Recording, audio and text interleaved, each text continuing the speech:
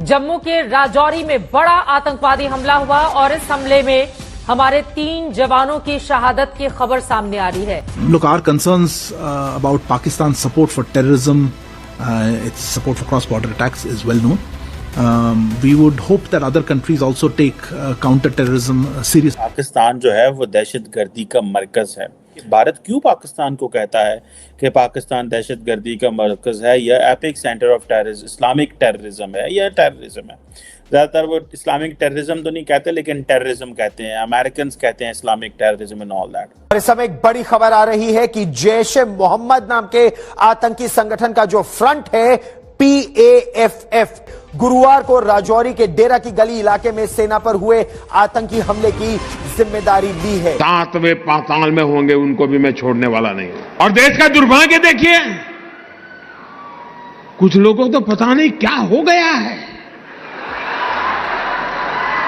आज पाकिस्तान के अखबार की हेडलाइन देख लीजिए, भारत के नेताओं जो बयानबाजी करते हैं वो पाकिस्तान के न्यूज पेपर की हेडलाइन बन जाती है। ना पाकिस्तान जियोपॉलिटिकल पर्सपेक्टिव से इंपॉर्टेंट है, ना जियो इकोनॉमिक पर्सपेक्टिव से इंपॉर्टेंट है, ना कभी था। कि अल्हम्दुलिल्लाह हम पाकिस्तानी हैं। अच्छा। और हमारा जो जज्बा जुनून है, अच्छा। वो आपकी कोई बुजुर्ग भी उठ के आ जाए ना, मोदी आपसे हम कह रहे हैं एज ए पाकिस्तानी, अच्छा। कि आप हमारा जज्बा जुनून हमसे नहीं छीन सकते। कि जो पाकिस्तान है उसको ये एपिसेंटर है टेररिज्म का, क्योंकि जितनी भी दहशतगर्दी है वो ये प्लान यहाँ पे होती है, फंड यहाँ से होती है, ट्रेस यहाँ से होती है, और पाकिस्तान के जो कनेक्शन है वो दहशतगर्द ग्रुपों से हैं। ऑपरेशन सर्वविनाश पार्ट 2 करने की आवश्यकता है और मेरी सरकार से दरखास्त है, मोदी जी से दरखास्त है कि आप अप्रूवल दीजिए। Army should do operation Sarvavinash part. हम लोग ये तो मानते हैं ना कि हमारे पास एटम बम भी है, हम लोग खुद भी एटम बम जिसे बता रही हैं कि हम लोग तो तैयार है बैठे हो, कुछ हमारे हालात इस किस्म के, हर पाकिस्तानी को जिसको छेड़ो वो फटने के लिए तैयार बैठा हो। बात आपको माननी पड़ेगी, बाकी सब भिखारी भीख मांगते हैं, पाकिस्तान स्टाइल से भीख मांगता है, तो वो फर्क है। कश्मीर से भी इंडिया को भगा सकते हैं। So that was basically a mindset. So पूरा एक इकोसिस्टम पाकिस्तान में मुजाहिदीन जिहाद और ये सब कुछ तैयार हुआ, और फिर वो पाकिस्तान की जड़ों में बैठ गया, और फिर अब ये सारे लोन वोल्फ थे। तो जो सारा पिछले 10, 12, 15 साल में लिटरेचर लिखा गया, थिंक टैंक्स की रिपोर्ट आई, वो जो एक नैरेटिव बना, उस नैरेटिव ने ये एस्टैब्लिश किया कि जी पाकिस्तान जो है वो जहादी जमातों को और दहशतगर्द जमातों को स्पॉन्सर करता रहा और सपोर्ट करता रहा। अब यहाँ पे इंटरनल पाकिस्तान की भी लड़ाई आती है, और जहाँ पे सियासी जमातें हैं उनकी एक और अप्रोच थी मिलिट्री लीडरशिप की कि ये हमें ये जो है ना अप्रोच बंद करनी पड़ेगी, और हमें ये सारा सिलसिला बंद करना पड़ेगा अगर हमने वाकई भारत के साथ और इस तरह चीज़ें चलानी है। तो अगर हमने इंटरनेशनली इसी तरह आइसोलेट होंगे, अगर हमने ये दोगली पॉलिसी बंद ना की और हम ये जो मुजाहिदीन बेचते हैं ये बंद करें, हमारे कंट्रोल में चीज़ें होनी चाहिए। इंडिया के हाथ में ये टर्मिनोलॉजीज, ये सारी चीज़ें आ गई हैं। इंडिया जो है वो कश्मीर के अंदर एक जो पूरी की पूरी फ्रीडम स्ट्रगल जो थी उसको उन्होंने क्या किया, उसने कहा कि इसको ऐसे करो कि लेबल कर दो कि जी ये दहशतगर्दी है, क्योंकि इंडिया एक सॉवरन मुल्क है, ये पाकिस्तान है। और जब हुआ क्या कि जब पाकिस्तान ने अमेरिका के साथ मिलके जो है वो दहशतगर्द जमातों से लड़ने की प्लानिंग हुई सारी, तो अमेरिकन को कंप्लेन शुरू हो गई, वेस्ट को कंप्लेन शुरू हो गई कि ये हमारे साथ क्या कर रहे हैं, हमारे खर्चा भी हो रहा है, और हमारे साथ जो है वो समझ रहे कि पाकिस्तान जो है वो मुखलिस नहीं है, और पाकिस्तान जो है वो is running with the hare and hunting with the hound वाला सीन है, और इसको हमें देखना है। और फिर कई लोगों ने किताबें लिखी, फाइटिंग द रॉन्ग एनिमी, मतलब असल दुश्मन तो पाकिस्तान है, बहुत कुछ और भी लिखा गया।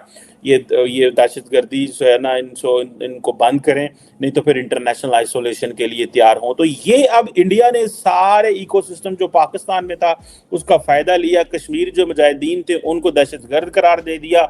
इंटरनेशनल कम्युनिटी को उन्होंने कहा जी कि आप अगर आर्म्ड जो मुसल्लह गिरोह हैं, अगर आप उनको दहशतगर्द कहते हैं तो फिर इनको भी कहें, फिर सारी दुनिया को मानना पड़ा। और पाकिस्तान जो है वो उसको इस सारे प्रोसेस से निकलते निकलते बहुत ज़्यादा टाइम लग गया, और अभी भी हम पूरी तरह उन चीज़ों से नहीं निकले। और जो कश्मीर के रिलेटेड है, अब बिलावल भुट्टो जरदारी जो हैं या पाकिस्तान की सियासी जमातें जो हैं वो ज़्यादा अर्सा तो खामोश रहते हैं इस तरह की चीज़ों में, क्योंकि पाकिस्तान में सिविल मिलिट्री मसाइल रहते हैं, जब ये लोग अपोजिशन में आते हैं तो ये मिलिट्री पे तनकीद करते हैं कि आपने मुजाहिदीन और ये सारे जहादी वगैरह रखे हुए थे और रखे हुए हैं और ये सारा कुछ, और इस्लामिक जो जमातें हैं या इस्लामिक ग्रोह हैं उनके ऊपर ये हाथ रखते हैं फौज, और जब आप हुकूमत में आते हैं तो फिर वो सारा टाइम डिफेंड करते रहते हैं। और ये याद रखिएगा कि आप क्या आपके आने वाली नस्लें भी पाकिस्तान को ऐसे नहीं छीन सकती। रहा कश्मीर का मसला, तो कश्मीर के लिहाज से कश्मीर हमारी शारग है। तो शारग जो होती है वो इंसान के लिए बहुत पार्ट ऑफ, जो इंसान का पूरा जिस्म होता है उसका बहुत एक मेन हिस्सा है। इसमें हमारी सांस चल रही है, तो आप हमसे हमारी सांस को खींचें, ये हमसे बर्दाश्त नहीं होगा। अब तो उन्होंने कर लिया ना, अब क्या करना है? लेकिन इंशाल्लाह ताला हम अपने पाकिस्तान की जो गवर्नमेंट है, मौजूदा गवर्नमेंट है, उन्होंने, हम हर पाकिस्तानी कहता हमारे पास एटम बम है, हर चलता फिरता पाकिस्तानी एक एटम बम है, तो है ना, हर पाकिस्तानी चलता, हमारा जज्बा ही एटम बम है, हमारा जज्बा। हाँ जी, बिल्कुल ऐसे ही है। तो वो तो चैलेंज कर रहे हैं कि कोई ताकत नहीं वापस ला सकती।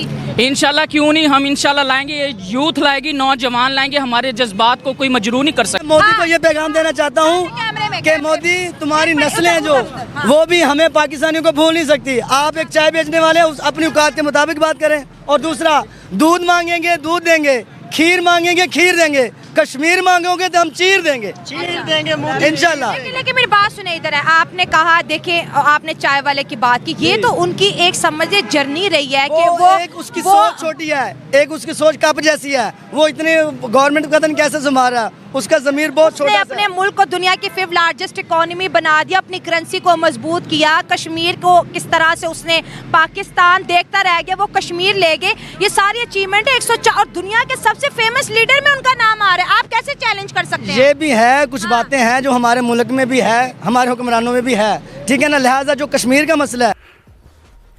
दोस्तों, आपको ऑपरेशन सर्वविनाश पार्ट 2 करने की आवश्यकता है, और मेरी सरकार से दरखास्त है, मोदी जी से दरखास्त है कि आप अप्रूवल दीजिए। Army should do operation Sarvavinash part 2।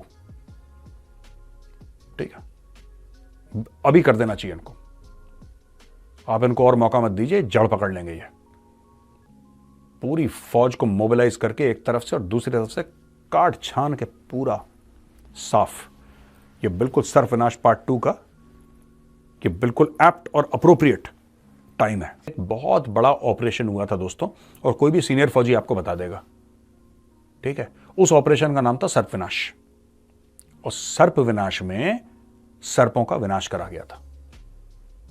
हजारों दर हजारों, कोई कहते हैं 15 से लेकर 20,000, 15 to 20,000 Indian army troops are deployed, और यहां से जंगल छानते हुए, वहां से जंगल छानते हुए ये चलता रहा ऑपरेशन, और इतने मिले हैं सर्प, मिले हैं, इतने सर्प मिले हैं कि सर्प का विनाश करा। के जनरल आसिम मुनीर की बातों को झूठ अभी आपके सामने लाता हूं, एक एक बात का झूठ सामने लाता हूं। आप कह रहे हो पाकिस्तान बहुत अहम है फ्रॉम जियो पॉलिटिकल परस्पेक्टिव, बताएंगे कैसे? You are important because Afghanistan is next door, समझ गए? और जब से अमेरिकन ने अफगानिस्तान में अपना इंटरेस्ट खोया है और अमेरिकन ने मना कर दिया कि हम अफगानिस्तान से जा रहे हैं, तो भाई साहब कोई हेड ऑफ स्टेट आपके यहां आने के लिए तैयार नहीं है।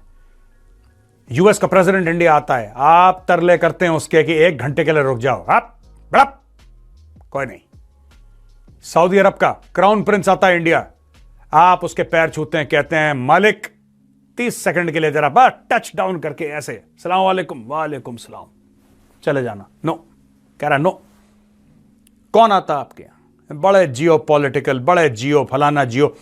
ये पाकिस्तानियों ने अपने बच्चों को झूठ बोल रखा है दोस्तों, 75-76 साल से अपने बच्चों को झूठ बोल रखा है। और इसके ऊपर एक शेर है, ठीक है, पाकिस्तान बहुत अहम है, यह उसका वहम है। ये शेर कुछ और था, मैंने तोड़ मरोड़ के पाकिस्तान पे जोड़ दिया कि पाकिस्तान बहुत अहम है, यह उसका वहम है जी। और जियो इकोनॉमिक्स, बातें देखो इन गरीबों की, बातें देखो भाई कि जियो इकोनॉमिक्स में पाकिस्तान जो है बड़ा तीर तुक्का। यार मैं वही बात तुमसे दोबारा पूछता हूं, अगर तुम इतने अहम हो और तुम्हारे बिना सांसें नहीं चलती लोगों की, तो तुम टके टके के लिए क्यों दरबदर ठोकरें खाते हो? यार ये तो समझाओ मुझे। जय हिंद दोस्तों, जैसा आपने वीडियो में देखा कि जम्मू के राजौरी में एक आतंकी हमला हुआ जिसमें हमारे 3 जवान शहीद हो गए, जिसके बाद इंडियन आर्मी ने काफी तगड़ा एक्शन लेने का प्लान किया। और वहीं दूसरी तरफ नरेंद्र मोदी की सरकार है और नरेंद्र मोदी की सरकार में पाकिस्तानियों से बदला लिया न जाए ऐसा हो ही नहीं सकता। यह देख करके पाकिस्तानी मीडिया की होश उड़ गए हैं, क्योंकि एक तरफ जहाँ पर इंडिया दिन पर दिन तरक्की करता जा रहा है, वहीं दूसरी तरफ डिफेंस में भी काफी ज्यादा मजबूत होता जा रहा है। वहीं दूसरी तरफ पाकिस्तान के पास लड़ने की कुछ भी क्षमता नहीं है। पाकिस्तानी आर्मी के पास टैंक को चलाने के लिए तेल भी नहीं है। यहाँ तक कि पाकिस्तान की PIA जो कि पाकिस्तान इंटरनेशनल एयरलाइंस है, उसमें तेल डालने के लिए भी पैसा नहीं है और इस वजह से इंटरनेशनल ट्रिप भी कैंसिल होती जा रही है। वहीं दूसरी तरफ अब पाकिस्तानी खुद ही कह रहे हैं कि अगर भारत से हम जंग करते हैं तो हम तो भूखे मर जाएंगे, हमारी आर्मी ही सब कुछ खा जाएगी। वहीं दूसरी तरफ आपको बता दें, कुछ पाकिस्तानी जाहिल ऐसे भी हैं जो कि हमेशा जज्बा और इमामी कौम कहते हैं कि हम इंडिया से जंग करेंगे और हमारे हर एक पाकिस्तानी एटम बम के बराबर है। हमेशा पाकिस्तानी धमकी देते रहते हैं कि हमारे पास एटम बम है, लेकिन उन्हें नहीं मालूम कि इंडिया के पास भी एटम बम है और इंडिया के पास ऐसा डिफेंस सिस्टम है जो कि उसके एटम बम को उसके घर में ही गिरा देगा। आपको यह वीडियो कैसा लगा कमेंट में जरूर बताएं, और क्या आपको लगता है कि इंडिया पाकिस्तान से बदला ले पाएगा या नहीं, कमेंट में जरूर बताएं। और ऐसे ही मजेदार वीडियो देखने के लिए हमारे चैनल को सब्सक्राइब करना ना भूलें। जय हिंद, जय भारत।